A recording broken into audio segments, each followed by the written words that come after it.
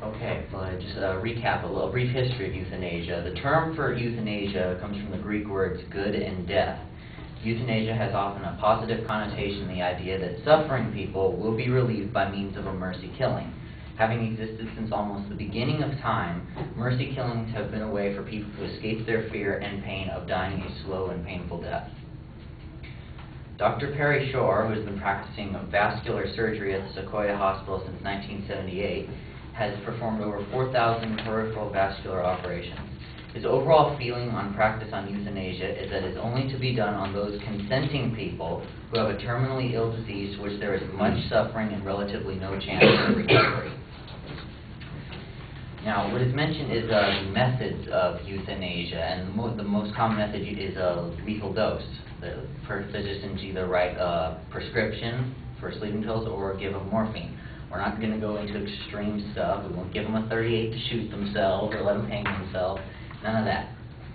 But the American Civil Liberties Union stated in 1996 that the right of a competent, terminally ill person to avoid excruciating pain and embrace an untimely and dignified death bears the sanction of history and is implicit in the concept of ordered liberty.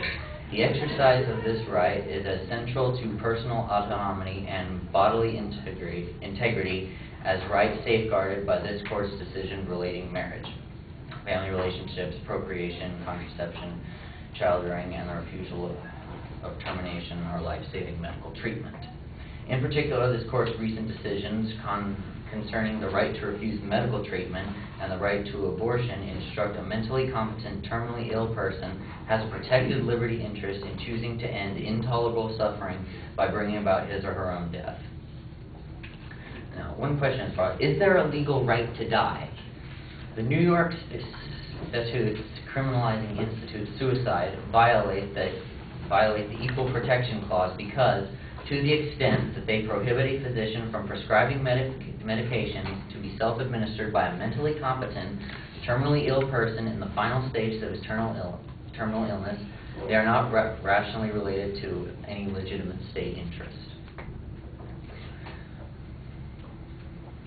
Now, Oregon has euthanasia is practiced in Oregon and it is legal, and they have a program called the Death with Dignity Act.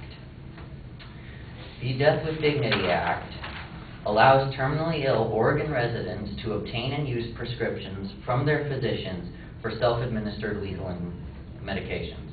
To request a prescription for lethal medications, the Death with Dignity Act requires that a patient must be an adult, 18 years or older, a resident of Oregon, capable, defined as able to make and communicate healthcare decisions, and diagnosed with a terminal illness that will lead to death within 6 months. Patients meeting these requirements are eligible to request a prescription for lethal medication from a licensed Oregon physician. To receive a prescription for a lethal medication, the following steps must be fulfilled. 1. The patient must make 2 oral requests to his or her physician, separated by at least 15 days. 2. The patient must provide a written request to his or her physician, signed in the presence of 2 witnesses. 3. The prescribing physician and consulting physician must confirm the diagnosis and prognosis. 4. If the prescribing physician and a consulting physician must determine whether the patient is capable.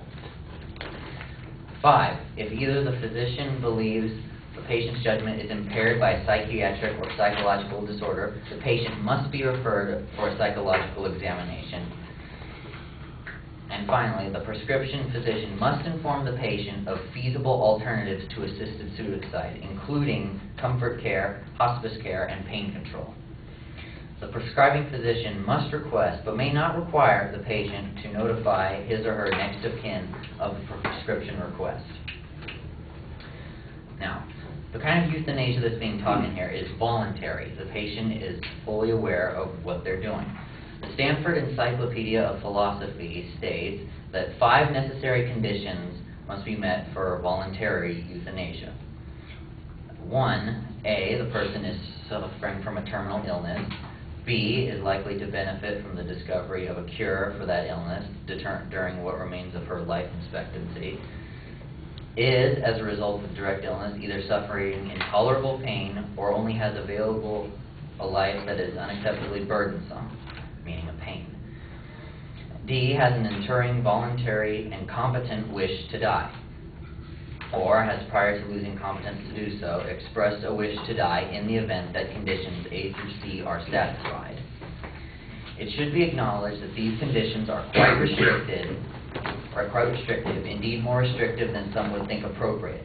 In particular, the conditions concern access to voluntary euthanasia only for those who are terminally ill. While that expression is not free of all ambiguity, for present purposes, it can be agreed that it does not include the bringing about of the deaths of the victims of accidents who are rendered quadriplegic or victims of early Alzheimer's disease. Now, ethical concerns. Does euthanasia and physician-assisted suicide violate the Hippocratic Oath? Martin Gold, counsel of record, wrote in his October 1992 brief, "The Hippocratic Oath can only be understood in its historical context. At the time of Hippocrates, there was no prohibition against physician-assisted suicide in mainstream Greek medicine. The practice was subject to consultation and informed consent similar to intent to the protocols urged by medical professionals and bioethicists today." So what we're saying here is that euthanasia should be allowed, but only for those terminally ill patients, and they have to consent to it and not be influenced by any psychological factor in any way.